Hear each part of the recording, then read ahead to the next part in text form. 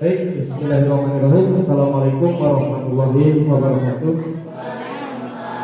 Selamat siang Bapak dan Ibu sekalian yang berada pada kegiatan pertemuan rutin KKG, kemudian ditambah dengan acara diseminasi materi disiplin positif. Saya selaku calon guru penggerak di sini akan menyampaikan atau akan berbagi pengalaman terkait materi disiplin positif yang sudah saya pelajari pada modul 1.4. Kemudian sebelum masuk pada materi, mungkin akan saya sampaikan sedikit gambaran tentang pendidikan calon guru penggerak ini. Silakan di next slide. Nah, ini budaya positif. Jadi dalam pendidikan guru penggerak ini ada beberapa modul yang harus diikuti dalam pelatihan itu. Pada paket modul 1 ini ada 4 modul. Modul 1.1 yaitu tentang filosofi pendidikan nasional Ki Hajar Dewantara. Kemudian pada 1.2 ada nilai dan peran guru penggerak. Kemudian di modul 1.3 ada visi guru penggerak, dan modul 1.4 yaitu budaya positif, yang kebetulan pada modul 1.4 inilah ada tugas di mana saya harus mendiseminasikannya terkait dengan kegiatan selama 4 modul yang sudah saya jalankan. Baik, next. Nah, ini agendanya. Yang pertama pembukaan, dari awal sudah, kemudian tujuan diseminasi, kemudian rumahan inti, kemudian ada eksplorasi konsep dan refleksi. Next. Ada tujuan diseminasi. Yang pertama, peserta diseminasi diharapkan dapat memahami pentingnya atau mengerti kebutuhan belajar dan lingkungan yang memfasilitasi seluruh individu di sekolah agar dapat meningkatkan kompetensinya secara aman dan nyaman. Kemudian peserta juga mampu menggerakkan komunitas sekolah untuk bersama-sama mengembangkan dan mewujudkan visi sekolah yang berpihak pada murid yang berdasarkan nilai-nilai kebijakan universal. Nilai-nilai kebijakan universal ini dalam kurikulum Merdeka itu yang disebut profil pelajar Pancasila. Mungkin Bapak dan Ibu lebih paham karena di gugus Jonggol ini ada yang sudah kurikulum Merdeka belum? Ada ya? SD mana? Hangtua tapi tidak ada ya? Ya, itu gak apa-apa. Intinya nilai-nilai kebijakan universal ini dalam kurikulum Merdeka itu profil pelajar Pancasila, di mana nilai-nilai itu yang pertama beriman dan bertakwa kepada Tuhan Yang Maha Esa dan berakhlak mulia, kemudian berkebinekaan global. Apalagi profil pelajar Pancasila pasti sudah tahu karena kemarin ketika di Citra Indah ada tentang kurikulum Merdeka, semuanya sudah dibahas ya. Berkebinekaan global, kemudian apalagi kreatif, gotong royong, itu. Intinya profil pelajar Pancasila ini yang menjadi tujuan dari pencapaian nilai-nilai kebijakan universal. Sedikit kita mengulas ke belakang tentang modul 1.1 yang sudah saya pelajari tentang filosofi pendidikan nasional menurut Ki Hajar Dewantara. Kita sebagai guru pendidik harusnya belajar dari seorang petani atau tukang kebun, di mana seorang petani ini ketika dia akan menanam padi, menanam jagung, atau apapun itu tidak tiba-tiba disebar benih. Tapi apa?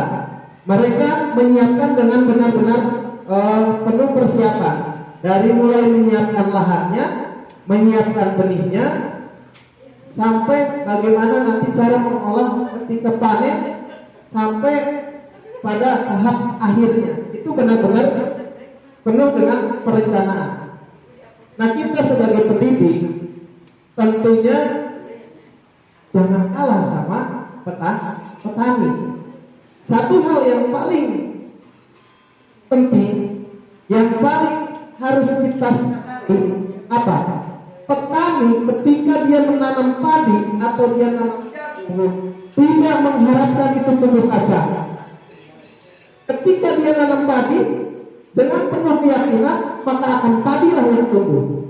Tapi kita sebagai pendidik mendidik anak harus bisa ini, bisa itu, bisa ini, bisa itu. Sementara kodrat anak ini kan kita itu tidak bisa merubah kodratnya anak. Yang bisa kita tuntun itu hanya lakunya, nilainya yang kita arahkan. Ketika kodratnya anak emang di bidang sains, kita paksakan ke bidang sosial atau IPS, mungkin apa yang akan terjadi? Nah, ini yang harus jadi catatan buat kita. Bagaimana seorang petani merawat padinya, merawat jagungnya dari dia mulai menyemai benih, menyiapkan lahan, kemudian memupuknya sampai tumbuh menjadi sebuah tanaman, itu penuh dengan perencanaan. Dan satu hal, ya ekspektasi dia itu hanya ini akan jadi tumbuh jagung yang berkualitas. Tidak ini dia jadi nanam padi tumbuh gandum. Tapi apa? Keyakinan itulah. Nah, kita sebagai pendidik tentunya harus benar-benar mempersiapkan lahan. Bagi petani itu satu hal yang penting. Pupuk juga tidak kalah pentingnya. Tinggal kita sebagai pendidik bagaimana mengkaitkan lahan itu dalam dunia pendidikan apa? Lingkungannya, lingkungan belajarnya kita buatnya nyaman untuk anak belajar. Kemudian benihnya tentunya di sini benih itu disiapkan. Artinya peserta didik itu harus benar-benar kita siapkan agar mereka itu tumbuh menjadi generasi yang benar-benar berkualitas. Karena satu anak, kalau kita mau merubah laku anak itu untuk menjadi sebuah hal yang positif, anak itu jadi baik, tidak cukup satu orang guru, bahkan harus satu kampung yang mendidiknya. Beda hal kalau misalkan untuk menjadi guru, satu anak aja bisa mengubah laku anak satu kampung. Ini terminologinya seperti itu. Jadi anak kalau misalkan mau dirubah anaknya supaya baik, tidak cukup hanya dengan guru, pendidik, orang tua, tidak cukup. Harus lingkungan. Dimana kalau petani itu lingkungan inilah sebagai media tanamnya. Bagaimana harus menyingkirkan gulmanya, membersihkan rumputnya, menyiapkan lahannya. Nah, inilah yang harus kita lakukan sebagai pendidik. Ini yang sudah digali di modul 1.1 tentang paradigma berpikir atau filosofi pendidikan wajah dewantara. Jadi dalam dunia pendidikan itu ada dua asas, yaitu kita harus berpegang pada satu kodrat alam dan kodrat zaman. Pada anak ini ulang, ketika pada kodrat alam, tentunya kita harus menyesuaikan dengan segala apa yang ada di lingkungan sekitar. Kita memaksakan budaya, kita merubah satu lingkungan pendidikan agar sesuai dengan keinginan kita, sementara lingkungan tidak mendukung. Sulit, gitu kan? Makanya harus disesuaikan. Inilah yang disebut dengan kodrat alam. Secara sederhananya, kalau misalkan kita berada di daerah dataran rendah, tidak kita akan bawa belajarnya terus membahas tentang nelayan. Ini nelayan. Yang harus kita gali tentang apa? Yang jelas petani, penggarap sawah, karena di lingkungan di sini misalkan di Jengkol rata-rata sawah. Itu yang harus kita manfaatkan sebagai media belajarnya. Karena apa? Kalau dibawa keterangan tentang bagaimana pegunungan, bagaimana pantai, anak akan kebingungan. Kalau sekali-kali, ya. Tapi kalau misalkan dipaksakan harus seperti itu, tidak sesuai dengan kodrat alamnya. Kemudian kodrat zaman. Kodrat zaman itu bagaimana? Pendidikan itu dinamis. Jadi disesuaikan dengan keadaan. Pada masa kita belajar, cukup mungkin berhitung itu menggunakan lidi yang dipotong hitungan. Karena apa ya? Keterbatasan zaman waktu itu seperti itu. Tapi di saat seperti ini, di era revolusi industri yang di negara lain sudah 5.0 gitu kan, itu harus disesuaikan juga. Bagaimana teknologi informasi ini juga harus digunakan. Karena secara kodrat zaman sekarang sudah berbeda dengan zamannya kita waktu belajar. Ini dua kodrat ini yang harus selalu diperhatikan sesuai dengan kodrat alam dan kodrat zaman. Ini dalam ini sebagai kodrat keadaannya. Jadi keadaannya itu seperti itu, tidak lepas dari keadaan alamnya, kemudian keadaan zaman. Artinya alam itu tempatnya, zaman itu waktunya. Sekarang kita melaksanakan pendidikan di era bagaimana gawai, gadget, semuanya sudah menyerang peserta didik. Sementara kita akan membendungnya. Jangan menggunakan handphone. Itu sama saja ketika kita melawan arus. Nyampe kita ke sana capek iya. Tapi bagaimana kita menggunakannya? Kita manfaatkan gawai itu, gadget yang kita gunakan sebagai media belajar agar tumbuh apa? Satu, disiplin yang positif. Kita tidak menolak perubahan. Kita juga tidak menolak budaya asing. Tapi yang harus kita lakukan apa? Kita harus memiliki filter. Budaya asing masuk, ya kita harus pintar-pintar bagaimana. Ada nggak sisi positifnya yang bisa kita ambil? Ada nggak sisi negatifnya yang harus kita singkirkan? Nah itulah tugas kita sebagai pendidik untuk melakukan perubahan di dunia pendidikan yang kedepannya dengan harapan akan muncul lagi calon-calon guru penggerak di gugus Jonggol ini. Mudah-mudahan kedepannya lebih banyak lagi karena terus terang ketika ikut guru penggerak saya juga tidak tahu arahnya bagaimana, hanya mengikuti karena yang di sebelah kasur saya mengikuti gitu kan. Kalau saya tidak mengikuti besi dijejak gitu kan di kasur gitu. Akhirnya saya mengikuti dan ternyata ya mungkin keberuntungan itu sedang berpihak pada laki-laki gitu. Nah, akhirnya seperti inilah ketika maju, aduh berat. Tapi ketika dijalani, ya kita nikmati saja. Ini sebagai bentuk pengalaman kita. Adapun nanti kedepannya program ini dampaknya akan seperti apa, ya anggaplah biarkan itu sebuah bonusnya. Itu. Jadi jangan kita merasa sudah cukup, merasa sudah nggak usah ikut guru penggerak, liar merasa aja gitu segala rupa ya. Tapi jangan dilihat itunya.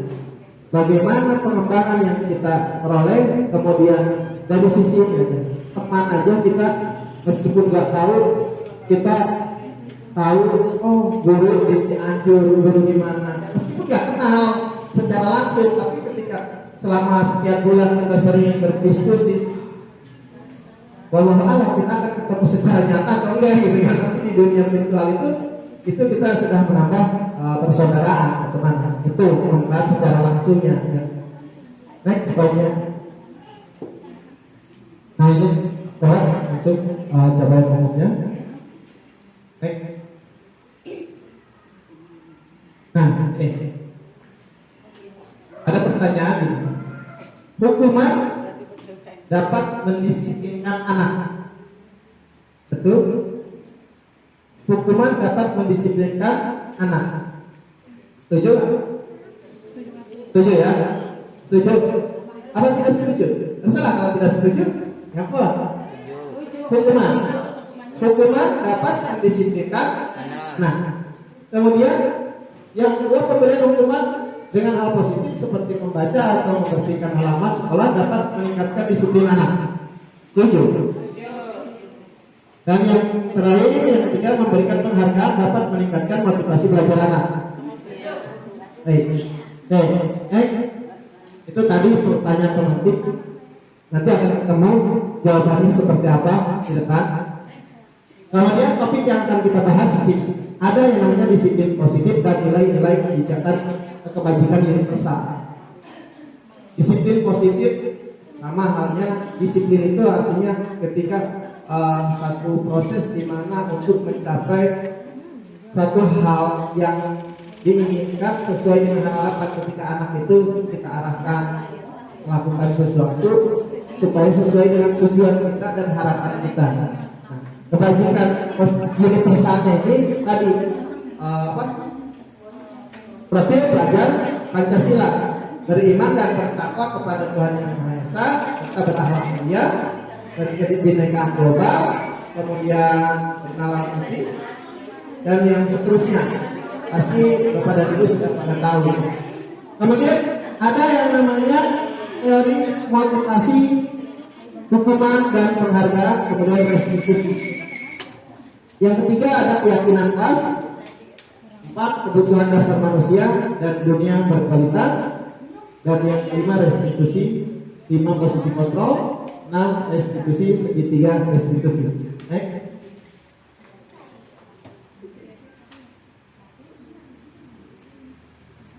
Di yang pertama yaitu disiplin positif dan nilai-nilai kebajikan universal. Next. Ini ada satu percobaan. Kita angkat tangan kita, tangan kanan kita kepalkan sekuat tenaga, seolah-olah di dalam genggaman itu ada sesuatu yang tidak boleh orang lain ketahui. Kita kepalkan, lalu setelah dikepalkan ada orang yang akan berusaha membukanya. Apakah kita akan membiarkan itu terbuka? Ilustrasinya seperti itu. Siapa yang bisa membukanya? Kepala tangan ini hanya kita sendiri kan. Ketika kita mengizinkan tanpa ada paksaan dari orang lain pun, kepala tangan ini secara sendirinya kita buka. Tapi ketika dipaksa sampai berdarah, ya tinggal adu kuat aja. Tapi dampaknya tetap tidak ada kesadaran dari diri kita untuk memberikan apa yang ada di dalam kepala tangan kita. Jadi itu. Naik. Ada di sini paradigma teori kontrol dan ilustrasi kontrol. Ilusi guru mengontrol murid. Ini sebelum kita mengenal yang teori atau teori kontrol. Ilusi bahwa kritik dan membuat orang merasa bersalah dapat menguatkan karakter. Ilusi bahwa semua perbuatan positif, efektif dan bermanfaat. Ilusi bahwa orang dewasa memiliki hak untuk memaksa. Ini paradigma berpikir kita sebelum kita mengenal nanti kedepannya ada ini ada teori pilihan, teori kontrol. Kalau yang tadi ada stimulus respon, bahwa orang dewasa dapat mengintimidasi anak yang lebih di bawahnya. Contoh, kita mencoba mengubah orang agar berpandangan sama dengan kita. Ini stimulus respon. Dalam teori kontrol atau teori pilihan, jangan kita yang memaksakan agar orang lain itu berpandangan sama dengan kita. Tapi bagaimana kita berusaha memahami pandangan orang lain tentang dunia. Sederhana nanti. Kalau misalkan kita memiliki pendapat bahwa minum air putih 3 liter 1 hari itu baik, itu menurut kita. Jangan paksakan terhadap orang lain. Tapi bagaimana kita memahami orang lain ini, dia berpandangan minumnya cukup 1 liter. Karena apa? Mungkin orang itu karena tidak kuat minum terlalu banyak. Itulah yang harus kita pahami. Jangan selalu kita memasukkan pemahaman kita, baik minum 3 liter 1 hari. Tapi kalau orang itu emang sudah kebanyakan cairan, dipaksakan, bagaimana? Ini ilustrasinya seperti itu ya. Jadi kemudian yang kedua, perilaku buruk dilihat sebagai suatu kesalahan. Anak datang terlambat, anak tidak mengerjakan PR, ini udah dijudge sebagai satu kesalahan. Tapi dalam teori pilihan apa? Semua perilaku memiliki tujuan. Nanti kaitannya dengan apa? Kebutuhan dasar manusia. Anak atau seseorang melakukan sesuatu itu pasti memiliki dasar. Kaitannya nanti dengan kebutuhan dasar manusia. Apakah kebutuhan dasarnya yang tidak terpenuhi? Nanti ada beberapa kebutuhan dasar manusia. Kemudian yang berikutnya, orang lain bisa mengontrol saya. Kita memposisikan itu selalu diatur oleh orang lain.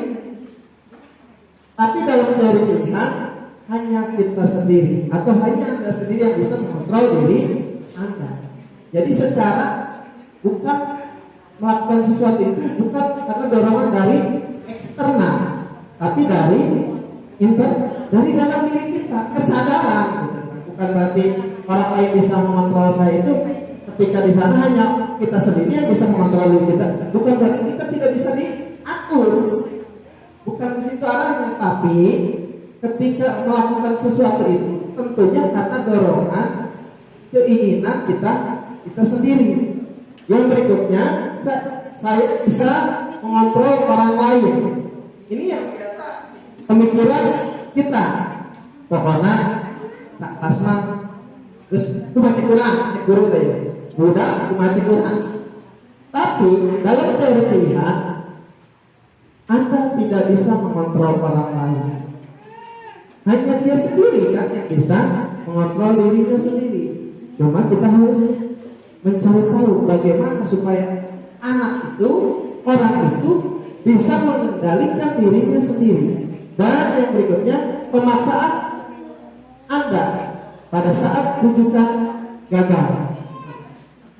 Dalam teori kontrol, kolaborasi dan konsekuensi menciptakan pilihan-pilihan baru. Ketika kita memujuk atau misalkan memaksakan, itu tidak berhasil, itu kita anggap gagal. Nah, dalam teori pilihan ada yang namanya restitusi, pilihan lain. Jadi ketika salah itu bukan berarti harus dihukum.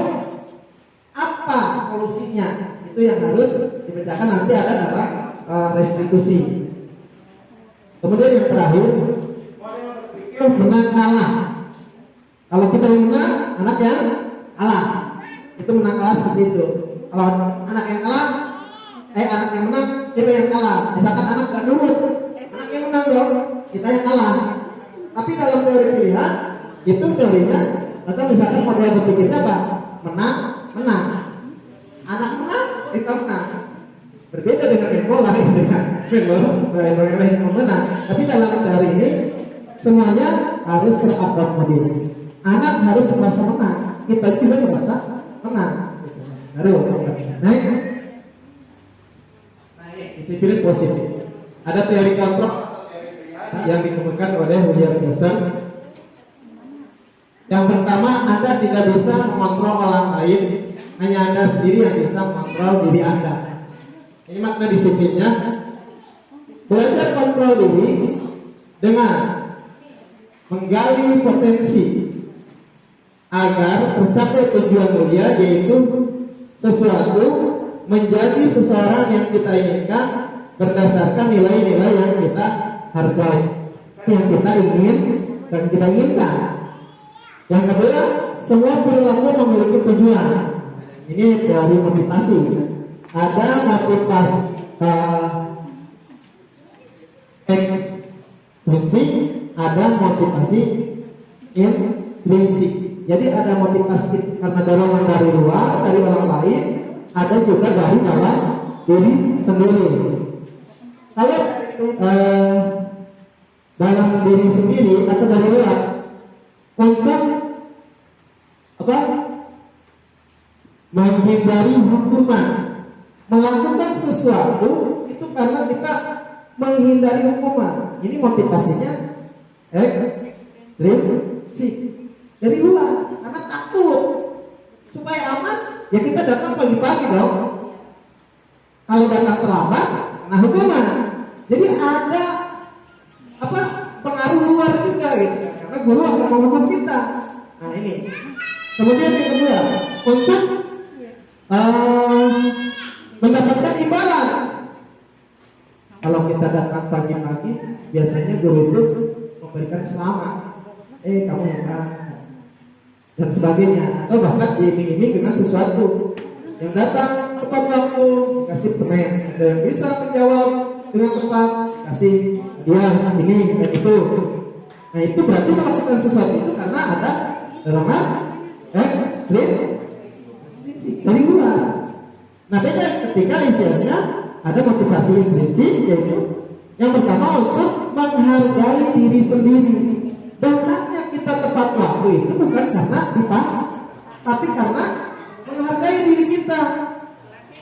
Dengan kita menghargai diri sendiri, orang lain juga akan menghargai diri kita, bukan karena takut dihukum. Yang berikutnya ada nilai-nilai kebajikan universal. Tuh, mobil belajar Pancasila. Dan nanti terwujud dalam satu lingkup yang kecil, yaitu keyakinan kelas, yang nanti dibentuk keyakinan kelas itu atas dasar kesepakatan. Kalau biasa kita kenal itu namanya peraturan. Peraturan di kelas ini tidak boleh membuang sampah sembarangan. Misalkan tidak boleh mencoret-coret tembok. Kalau dalam keyakinan kelas itu bentuknya mereka sendirilah yang merumuskan aturan yang seperti apa yang mereka inginkan. Tentunya ketika mereka yang membuat aturan, mereka tahu kalau mereka melanggar, artinya mereka juga tidak menghargai diri sendiri. Toh yang membuat aturan mereka. Dengan bahasanya juga nanti yang dirubah. Ketika tidak boleh mencoret-coret tembok, bukan tidak boleh lagi mencoret-coret tembok, tapi nanti bahasanya diganti dengan yang lebih halus. Ketika kita tidak boleh misalkan memukul orang, tapi bahasanya menghargai diri sendiri dan orang lain, kan? Kemudian ada model berpikir menang-menang. Di sini ada 5 posisi kontrol. Ini yang menarik. 5 posisi kontrol ini yang selalu terjadi dalam kehidupan kita dalam dunia pendidikan. Yang pertama, posisi kita itu ada pada posisi penghukum. Yang kedua, ada pada posisi pembuat rasa bersalah. Dan yang ketiga, posisi sebagai teman. Yang keempat, sebagai pemantau. Dan yang kelima, sebagai manajer. Bedanya apa? Kalau sebagai penghukum, itu kita tidak lagi memikirkan dampak apa yang akan terjadi ketika anak datang terlambat, dijemur di halaman, suruh lari dengan alasan ya lari itu olahraga. Tapi dampak secara ininya apa? Nanti ada nggak dampak secara panjang, dampak yang dalam jangka panjang atau di jangka pendeknya? Kemudian sebagai pembuat rasa bersalah. Jadi ketika anak melakukan satu kesalahan, kita sebagai pendidik seolah-olah membuat anak itu supaya merasa bersalah. Contoh gini, anak datang terlambat, tuh kan, gara-gara kamu datang terlambat, bapak jadi ditegur sama kepala sekolah. Kata bapak kepala sekolah atau ibu kepala sekolah, bapak tidak bisa mendisiplinkan kamu. Dengan bahasa yang miring, anak itu akan merasa, aduh gara-gara saya. Ini akan merasa ini bersalah, gitu kan? Akan merasa bersalah. Kemudian ada lagi secara posisi kita sebagai teman. Ketika anak itu kita mungkin memintanya gini, nah, ini ya, demi bapak supaya kamu misalkan disiplin, udah aja gini, ini anggap aja bapak yang minta. Jadi dengan anak itu lebih dekat. Kamu besok datangnya tepat waktu ya. Ini posisinya sebagai teman. Dampaknya nanti akan apa? Akan ada ketergantungan anak terhadap sosok guru itu. Ketika misalkan Bu Maya itu bisa posisikan sebagai teman dengan peserta didiknya. Di saat Bu Maya nanti tidak hadir, akan ada satu anak atau 2-3 anak yang kehilangan sosok. Iya, kamu bisa. Wah, nah itu kan jadi coba itu akan ada beda kalau sama buktinya baik dan anak akan ketergantungan terhadap satu sosok dan ada pada posisi pemantau. Posisi pemantau ini hanya menjalankan ketika ada keyakinan kelas bahwa datang harus pukul 7.30. Ketika anak datang tepat, bagaimana? Ya dulu tidak. Berapa sekarang? Jam pukul 7.40. Kamu tahu kan konsekuensinya? Ya Pak, gitu. Anak tahu konsekuensinya apa yang harus dilakukan itu kemana? Beda sebagai manajer. Sebagai manajer, ini akan membentuk satu anak itu ketika berbuat kesalahan itu datang terlambat anak. Kalau sebagai manajer, anak dipanggil, ditanya dulu kenapa, alasannya kenapa. Kemudian anak itu ditenangkan dulu, dan pada akhirnya anak akan buka suara. Mungkin di rumahnya ada persoalan, mungkin bahan motornya kempes dan sebagainya. Kenapa? Sesuai teori tadi, seseorang melakukan sesuatu itu pasti ada dasarnya dan ada tujuannya yang berkaitan dengan kebutuhan dasar manusia. Nah ini sebagai posisi manajer dan kebutuhan dasar manusia itu yang mana? Nah ini ada apa? Yang pertama penguasaan. Yang kedua itu penguasaan. Kemudian yang kedua itu apa sih? Ada kesenangan, penguasaan, kebebasan, bertahan hidup. Yang pertama kasih sayang dan rasa nyaman. Nah, ada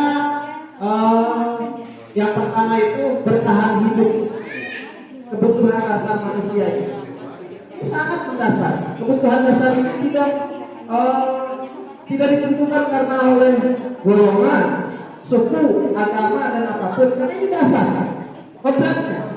Jadi bertahan hidup itu satu kebutuhan anak. Jadi ketika posisi dia merasa terancam, dia akan melakukan sesuatu. Contoh, anak berkelahi, pukul sampai hidup anak itu berdarah. Karena melakukan hal itu, posisi kita sebagai pengukuh. Kamu sudah melukai anak yang satu lagi, kamu harus bla bla bla bla, pukul. Tanpa kita mencari tahu apa penyebabnya, tujuannya dia mukul apa? Nanti sebagai pembuat rasa bersalah bagaimana memperlakukannya? Beda-beda. Tinggal nanti kita merefleksikan pada diri kita sendiri. Selama ini kita ada di posisi mana? Penghukum, pembuat rasa bersalah, teman, pemantau, atau posisi yang mungkin paling ideal itu sebagai manajer. Adakah kita sudah bertindak sebagai manajer? Ataukah kita selalu jadi teman? Apakah hanya sebagai pemantau? Ini juga kembali kepada karakter itu masing-masing. Karena ada guru juga yang cuek. Anak melakukan sesuatu kesalahan, bukan murid saya, dan ajar. Nah ini nanti ketika ada pada posisi sebagai dia levelnya posisi patron sebagai manajer, itu akan merasa terpanggil. Ada apa ini? Mungkin akan mencari solusi. Nah, next. Ini makna disiplin. Nah, ini nilai-nilai kebijakan yang universal yang tadi beriman dan bertakwa kepada Tuhan Yang Maha Esa, serta berakhlak mulia, mandiri, bernalar kritis, berkebinekaan gotong royong, serta kreatif. Ini profil pelajar Pancasila. Nanti kedepannya ketika kita pertemuan KKJ ini sudah rutin, akan tidak asing lagi dengan bahasa ini yang dengan profil pelajar Pancasila. Karena nanti ada proyek L5 atau apa ya nanti. Next.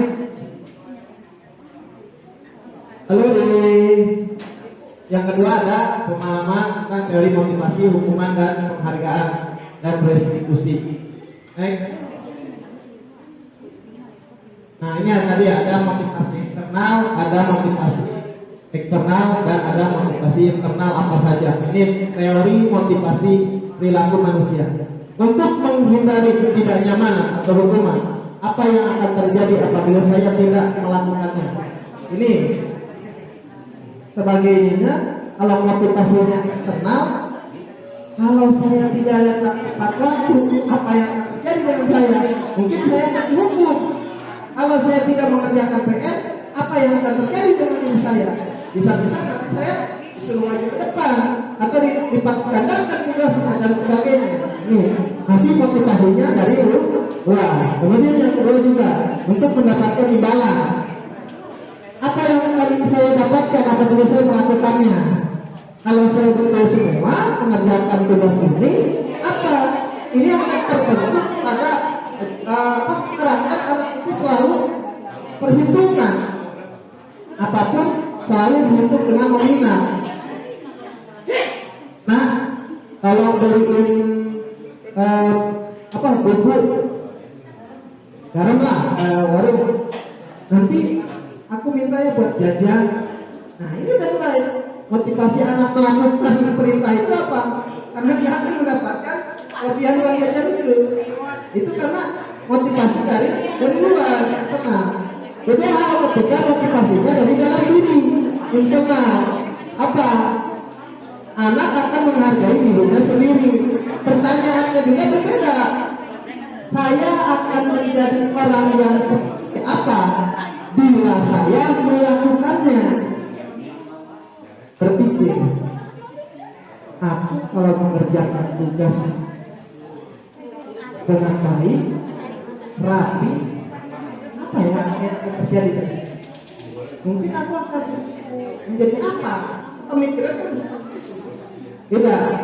Tidak mengharapkan lagi imbalan, tidak takut lagi dengan hukuman, tapi memikirkan sosoknya akan menjadi tubuh seperti apa. Ini sebagai motivasi internal. Nah, ini menurut Ki Hajar Dewantara bahwa merdeka itu artinya tidak hanya terlepas dari perintah, akan tetapi juga cakap buat memerintah diri sendiri. Jadi kita tidak terbiasa menjadi budak. Meskipun diri kita sudah merasa merdeka, kalau belum bisa mengatur diri sendiri, memerintah diri sendiri, mengendalikan diri sendiri, menurut Ki Hajar Dewantara kita bukan orang yang merdeka. Ini. Next. Ini ada dihukum oleh penghargaan. Dengan melakukan penghargaan ada beberapa dampak. Ada pengaruh jangka pendek dan jangka panjang. Kemudian penghargaan dapat menghukum. Penghargaan juga mengurangi ketepatan. Penghargaan tidak efektif. Kemudian penghargaan merusak hubungan. Next. Dan penghargaan juga menurunkan kualitas. Penghargaan mematikan kreativitas. Penghargaan mengurangi motivasi. Sesuai saja, saya gambarkan. Penghargaan mematikan kreativitas. Ranking itu kan penghargaan. Ranking 1. Sementara anak yang memiliki kreativitas tinggi di bidang ini, dia tidak mendapatkan nilai secara untuk keseluruhan baik semua. Nilai seninya aja yang baik. Akan memposisikan diri. Ada kelompok orang kalah tuh. Rankingnya 27 dan 30. Cuma satu hal doang, nilai seni gue yang 9. Nggak ada motivasi anak itu bahwa aku akan sukses dengan keahlianku.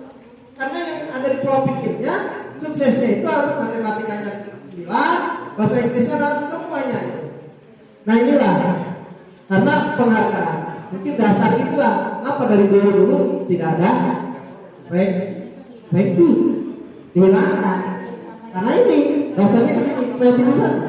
Kemudian penghargaan mengenai motivasi prinsip juga ya tadi akan tumbuhnya gua pasti akan diberi hadiah ketika ranking 1. Nah, dan seterusnya. Ini sebagai hukuman. Bentuk-bentuk program kebajikan apresiasi. Nah ini yang harus kita lakukan berarti bukan memberikan lagi penghargaan, tapi harus mengapresiasi. Gimana? Jadi dilakukan secara khusus pada salah satu apresiasinya bisa bentuk dalam lebih dekat lagi itu bisa kita kembangkan. Kemudian beri pengakuan secara pribadi. Secara pribadi ketika anak itu melakukan gini, ada anak saat istirahat tiba-tiba anak yang tidak pegang minuman itu dikasih. Kita memperhatikan apresiasi kita secara langsung secara pribadi terhadap anak itu. Nah, tadi perilaku kamu memberi minuman kepada teman kamu itu luar biasa. Tidak usah di depan publik gitu kan. Hebat nih segini rankingnya, nilainya, ininya. Sementara orang yang tidak melakukan itu akan merasa daing atau hebat. Aku mah biasa, aku mah apa tuh? Nah itulah, tunggulah seperti itu. Kemudian beri pengakuan pada semua murid. Secara umum kita memposisikan murid itu sama. Walaupun ada kelebihan masing-masing itu. Dari apa? Apresiasinya secara pribadi. Dan memberikan pengakuan itu harus konsisten. Hari ini melakukan, besok enggak. Si ini diberikan apresiasi, si A diberikan, si B enggak. Berarti tidak konsisten. Kemudian fokus pada proses. Jadi ketika anak melakukan sesuatu itu bukan hasilnya. Anak memberikan makanan sedikit kepada temannya. Bukan kita menilai budaknya diberi itu berapa itu, bukan itu. Tapi proses dia memberikan di saat dia masih lapar. Duduk cuma satu bungkus, harus berbagi dengan temannya. Proses inilah yang kita berikan apresiasi. Nah, ini ada ini. Nah ini ada satu ya. Coba kita renungkan. Ada mencatat 100 kali di dalam buku. Dan saya tidak akan terlambat lagi karena terlambat ke sekolah anak diberikan lu seperti itu.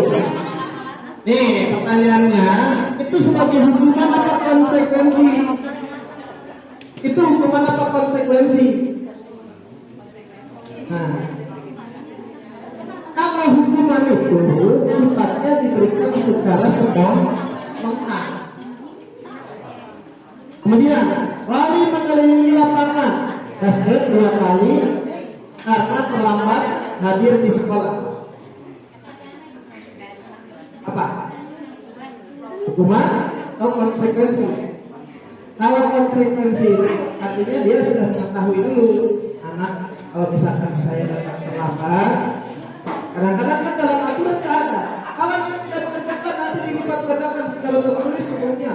Itu hanya refleks karena kesal, kesehatan, finautan. Itu berarti masuk ke hukuman. Beda kalau misalkan menggantikan kertas tugas teman yang telah dicoret. Ini konsekuensi atau hukuman. Yang berikutnya, membersihkan tumpahan air di meja karena tersenggol pada saat belajar. Konsekuensi atau hukuman? Konsekuensi. Bapak dan Ibu sudah bisa membedakan ya, mana konsekuensi, mana hukuman. Jadi nanti pada pelaksanaan pembelajaran itu kita yang kita lakukan ini adalah hukuman, kurang-kurangi lah. Coba ini lagi. Next. Nah, ini ya tadi jawabannya nggak ada hukuman. Mencatat 100 kali itu hukuman. Kalau ini itu juga hukuman. Jadi diminta pusat berbalas kali juga hukuman. Tapi ketika menggantikan kertas tugas temannya yang telah dicoret-coret, itu sudah konsekuensi. Karena sebelumnya sudah ada bahwa kita itu harus menghargai orang lain. Membersihkan tumpahan air di meja tulis karena tersenggol pada saat belajar, itu juga konsekuensi. Kemudian disuruh untuk tidak mengenakan sepatu seharian di sekolah karena tidak mengenakan sepatu hitam. Ini hukuman. Karena dalam aturannya hanya tertulis sekolah mewajibkan anak memakai sepatu berwarna hitam. Tidak dituliskan sanksinya apa, Ben. Ketika memberikan salah satu sanksi seperti ini, artinya itu satu hukum. Kalau konsekuensi mungkin anak, ya udah, kamu ambil sepatunya pulang, balik lagi pakai sepatu yang hitam. Itu mungkin masuk ke konsekuensi. Dan yang terakhir itu lari mengelilingi lapangan basket 2 kali karena terlambat 10 menit untuk pelajaran prajoga. Kenapa ini konsekuensi? Ini yang jadi pertanyaan, kenapa ini konsekuensi? Karena sebelumnya juga sudah ada keyakinan atau peraturan yang disepakati bahwa kalau misalkan terlambat itu nanti akan ada. Terlambatnya itu kan sudah dikategorikan terlambat sekian menit, terlambat sekian menit. Kalau terlambatnya cuma 1 menit, mungkin anak langsung cuma kali diminta bagaimana sikap dia supaya tidak mengulangi lagi. Tapi kalau udah lewat, karena ini 10 menit, ada konsekuensi yang harus ditanggung oleh anak. Gak apa-apa. Lewat, terus.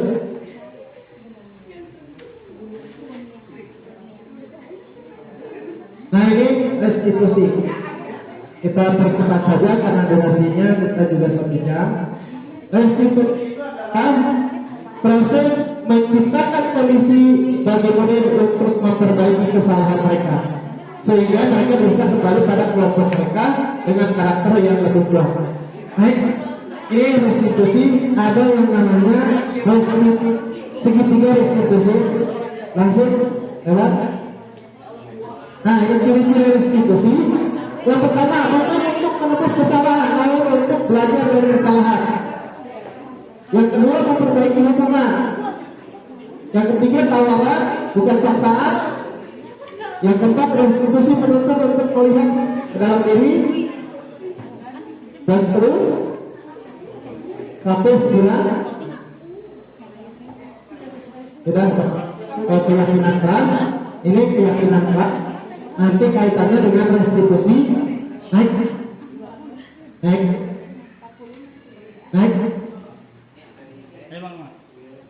Terus lewat.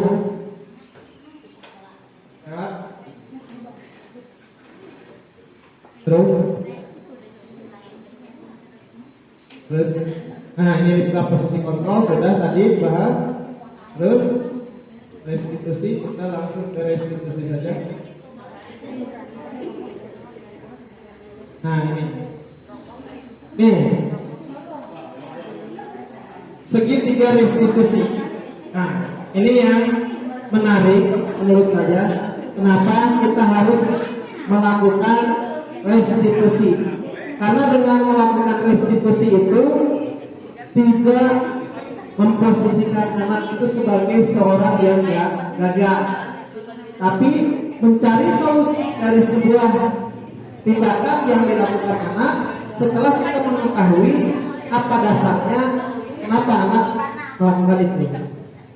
Yang pertama yang harus dilakukan dalam segitiga restitusi itu apa? Menstabilkan identitas. Lalu yang kedua apa? Validasi kebutuhan.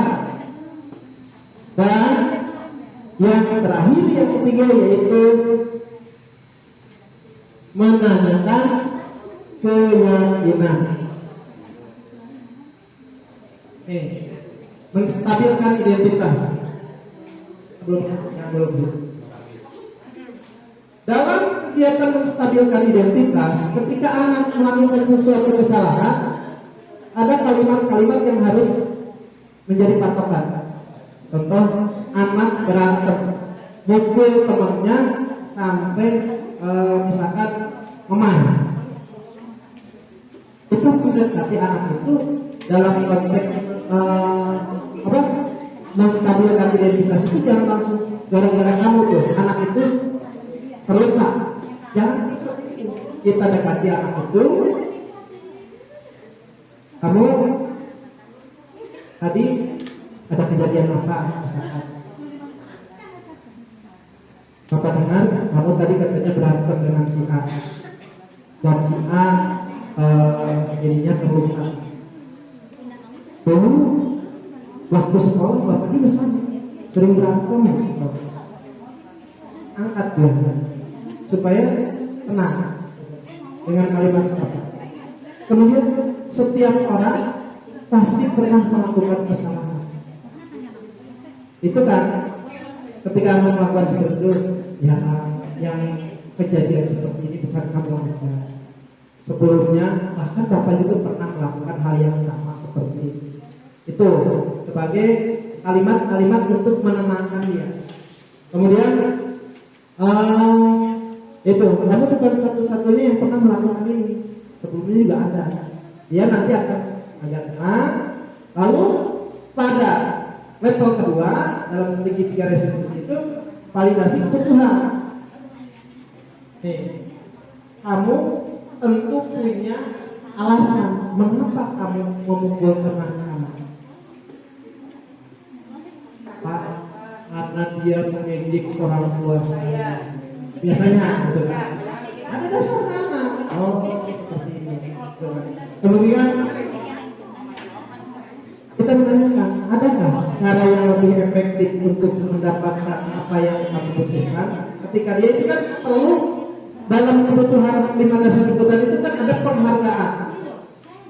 Kemudian ada juga bertahan hidup kebutuhan. Kemudian kebutuhan dasar itu kasih sayang, cinta dan kasih sayang.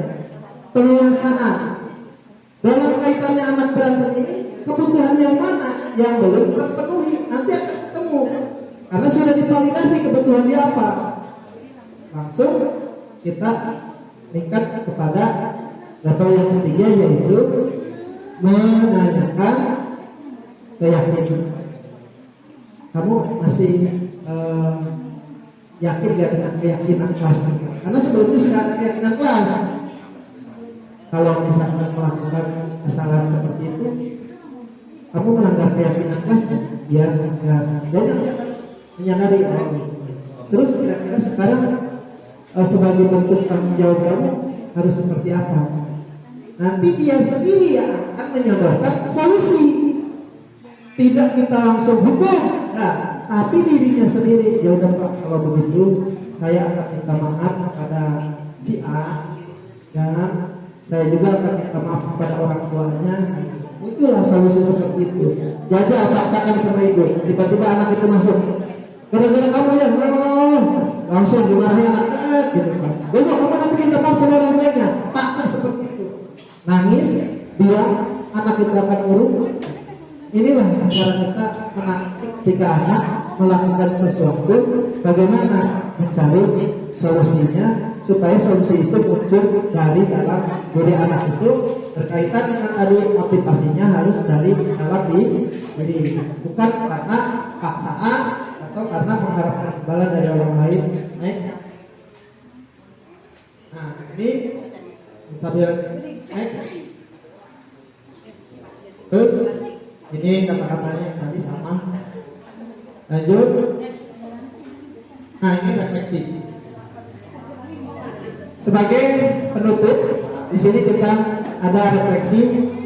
Hal baru apa yang mengubah paradigma saya? Kalau berarti di sini Bapak dan Ibu yang dapatkan, kemudian perasaan apa yang muncul selama mengikuti sesi ini, dan peran atau peran abang seperti apakah yang telah saya lakukan? Artinya posisi kontrol, hukum atau apa? Saya minta ada satu orang yang melakukan refleksi supaya waktu kita debat. Silahkan. Debat. Oh, silahkan. Boleh di depan. Ibu silakan. Ya. Yang pertama, hal baru yang dapat mengubah paradigma. Assalamualaikum warahmatullahi wabarakatuh.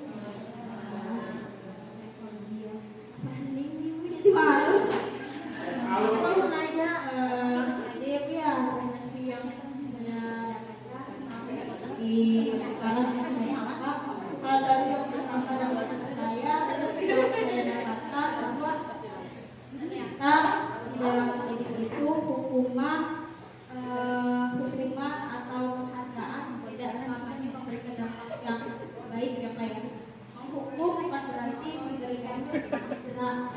Memberi penghargaan juga bukan berarti dapat memotivasi anak untuk menjadi lebih baik lagi. Tapi ada faktor yang penting, yaitu bagaimana kita bisa sebagai manajer tadi ya Pak, sebagai manajer mengelola anak agar dapat timbullah rasa tadi ya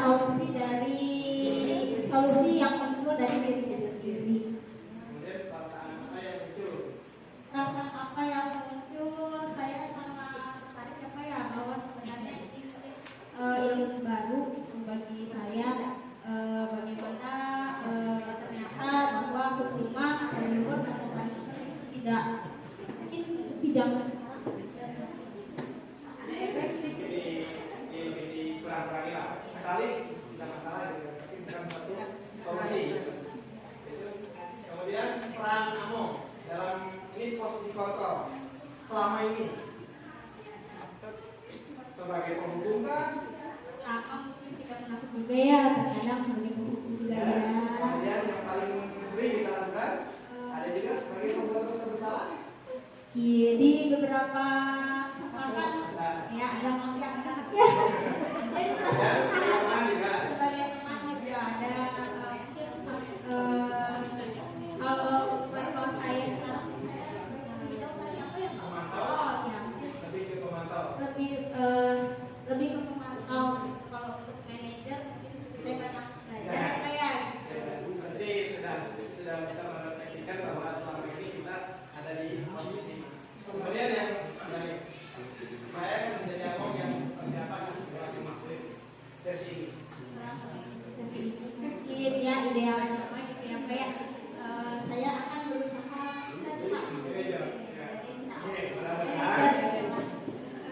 Baik, terima kasih kepada Ibu siapa? ya. Dari SD mana ya Nak?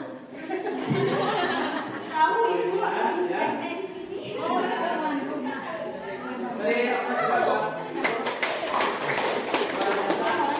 Nah, sudah bisa melakukan refleksi apa yang tadi, kemudian apa hal yang baru tentunya pasti sudah mendaftar yang akan berikutnya nanti akan menjadi kawan guru penggerak berikutnya. Amin. Erokan rekan-rekan yang lain juga. Itu saja yang bisa saya sampaikan. Mohon maaf atas waktunya yang mungkin sudah terlalu panjang, lebih dari durasi yang sampaikan. Kurang lebihnya saya mohon maaf. Akhiri dengan topik kodidaya. Wassalamualaikum warahmatullahi wabarakatuh.